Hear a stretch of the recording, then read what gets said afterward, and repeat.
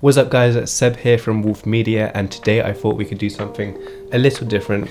About a month ago I received a brand new M1 MacBook Pro, and to be completely honest with you, I haven't used it as much as I would have liked to, so I thought today we could do a day in the life as a video editor using the M1 MacBook Pro.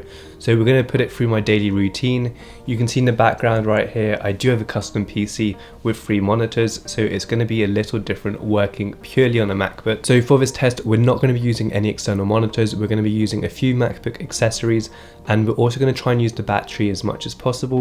So I'll have it charged to 100%, and throughout the day we're going to check the performance and see how the battery actually handles editing on the new M1 MacBook Pro. I also have a meeting at about 11 o'clock today, so we're going to be using the camera on the MacBook with the microphone. So like I said, this is going to be a real day in the life test of a video editor, so let's put it through the test and roll the intro.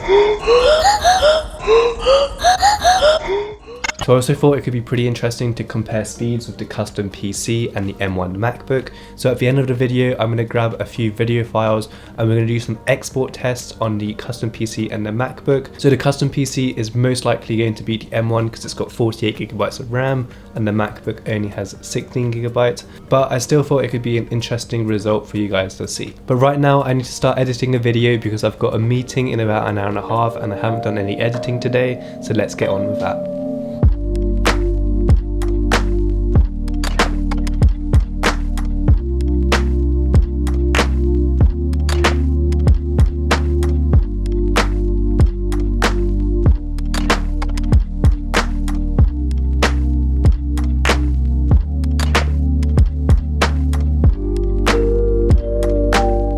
Alright guys, so it's been about 2 hours since the MacBook's been on and the battery percentage is at 83%.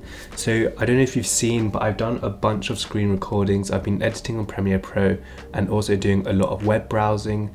So 83% for about 2 hours of actual work. That seems alright to me. As far as playback goes, I have noticed that it takes about 2 seconds for the video to actually start playing as soon as you press play. So that's a bit annoying because on my custom PC, as soon as I press play, it plays straight away. When I'm scrubbing through the timeline, it's pretty smooth, but there are a few lags. Like sometimes there's a bit of a buffer or a delay. I am editing on a 4K sequence and we do have 2 camera angles. So one camera angle is going to be Kevin, and then the other camera angle is going to be Kevin's MacBook desktop.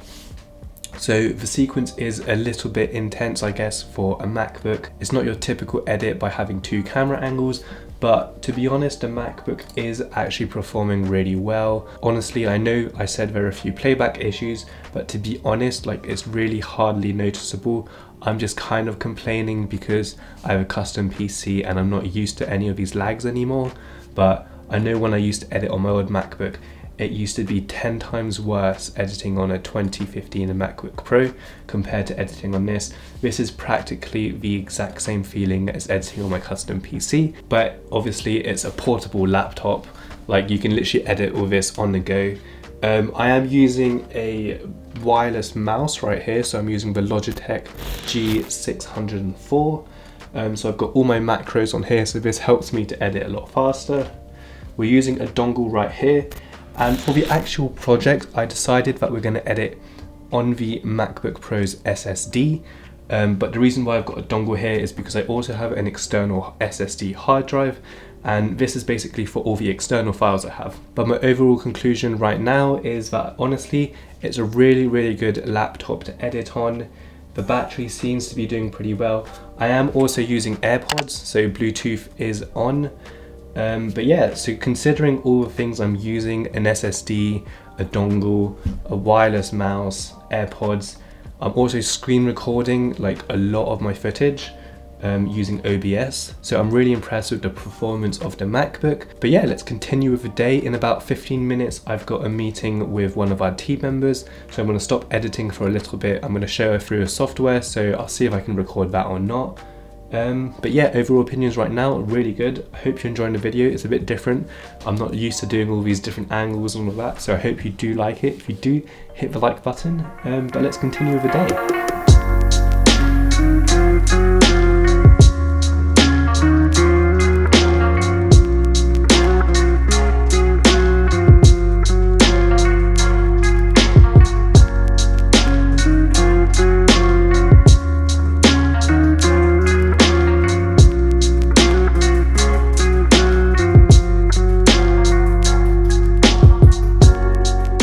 so it's 12 o'clock. I've just finished my team call, and just so you guys know what I was doing on the MacBook during the call, I was doing a bunch of screen recording, using my webcam, showing someone how to use the software. So my battery is at 63%, and we started the day at 8:50 at 100%. So in about 3 hours, it's used about 40%. And to be honest, that does sound like quite a lot, but considering all the tasks I'm doing, editing on Premiere Pro, using all these accessories, wireless mouse, Bluetooth, all of that, and screen recording at the same time, the MacBook is doing a really good job. In terms of performance, there are no issues whatsoever, apart from the Premiere Pro glitch I was having. And I have come to the conclusion that this is because I'm screen recording with OBS, because I did some tests with and without it, and I'm not getting the issue anymore. But yeah, apart from that, it's really good. It is 12 o'clock, so I'm about to grab some food. I'll bring you along with me. I don't know what I'm going to have. Probably something quick, and then I'm going to continue editing the video.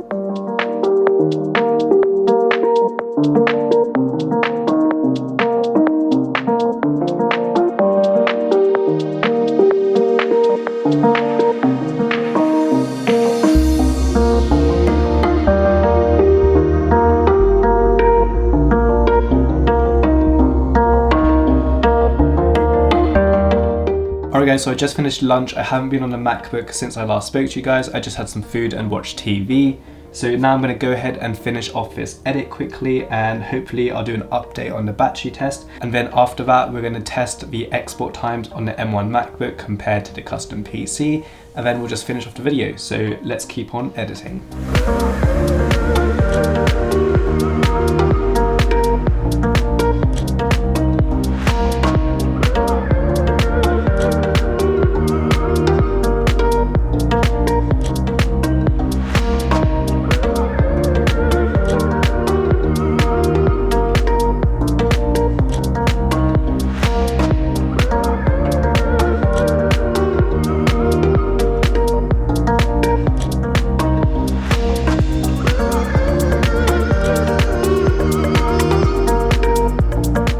Alright guys, so we've just finished editing the main video for today. It's about 13 minutes long, and I've hit the export button, and it's been running for about 10 minutes now.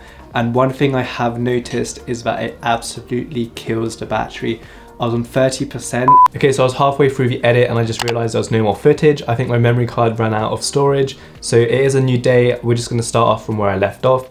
So going back to the MacBook exporting, I did realize as soon as I hit the export button, the battery just kind of died.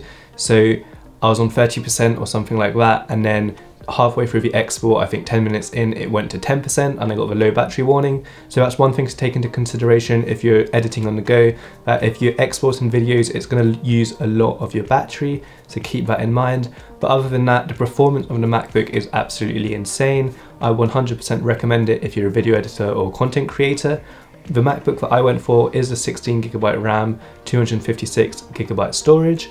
So it's one up from the base model, but the performance is actually insane. You can edit 4K videos no problem with a bunch of effects. I always had After Effects and Premiere Pro open with maybe 10 or 12 Chrome tabs open, all at the same time, all running on battery. So the performance of it was really good. There was no lags whatsoever. But yeah, I don't think I have anything negative to say really for the MacBook apart from the battery kind of dying when it was exporting in Premiere Pro. But there is one thing to take into consideration is that I was editing on Adobe Premiere Pro using Mac Big Sur, and it's not fully optimized for the M1 chip. So do take that into consideration with this video. So that's it on my opinion on the M1 MacBook Pro. But now let's jump into the export settings, comparing it with the custom PC and the MacBook Pro. The results are going to be a bit biased towards the custom PC because it's got a much higher spec than the MacBook. But I just thought it could be interesting to you guys whether you want to know the comparisons between a custom PC and an M1 MacBook Pro. So just to give the specs of both computers, we have the M1 MacBook Pro, which is running on the M1 chip with 16GB of RAM and 256GB of storage SSD. And on the custom PC, we have an Intel i9 9900K processor, a 2080 Ti graphics card, and 48GB of DDR4 RAM. So for this test, I tested 3 videos. They were all at 4K, and they had a bunch of effects. Some of them were a bit simpler, some of them were a bit more intense.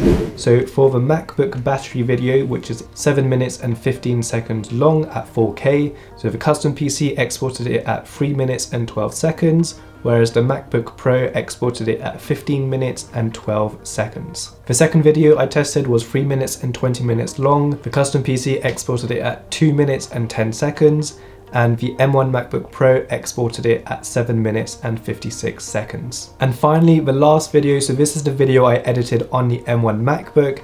The total length of the video was 13 minutes and 6 seconds, and the export times on the custom PC was 5 minutes and 34 seconds, and on the M1 MacBook it was an astonishing 29 minutes and 47 seconds.